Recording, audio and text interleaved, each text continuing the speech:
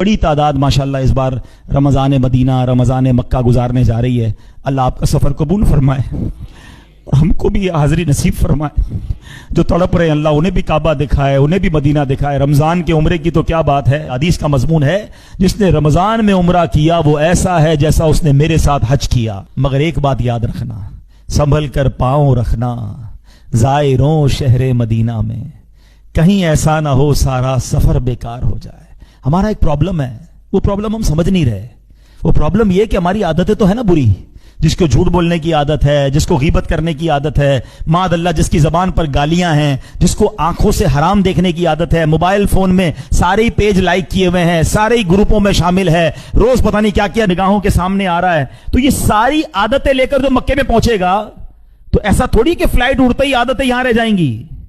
याद रखना, अगर उधर गुनाह किए ना तो एक गुनाह 1,00,000 गुनाह के बराबर। उधर लड़ते देखा हमने हाजियों को, हाँ माँ बाप माँ बहन की गालियां, लड़ाई झगड़ा, मार कुटाई, क्योंकि आदत थी वहां भी, यहां भी आदत है।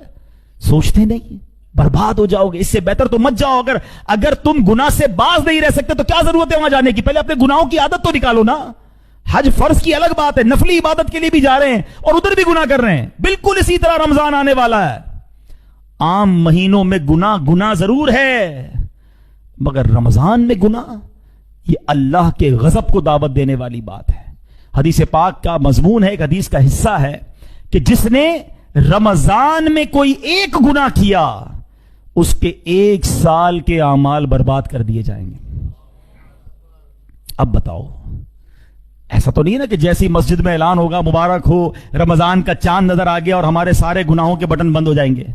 है फर्क कैसे आएगा? अगर मैं खुद नहीं अपने आप को बदलूंगा तो वही दोस्त है, वही जनाब गैदरिंग है, वही टीवी है, वही मोबाइल है, वही मादअल्लाह हराम रोजी है, तो मारे जाएंगे। हदीस पाक वो भूल गए कि प्यारे आका अलैहिस्सलातु वस्सलाम ने एक दुआ पर आमीन कही थी कि या अल्लाह, जो रमजान को पाले और अपनी मगफिरत ना करवा सके वो हलाको बर्बाद हो जाए।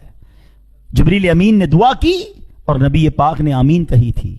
रमजान में भी मगफिरत नहीं हुई तो बर्बादी है।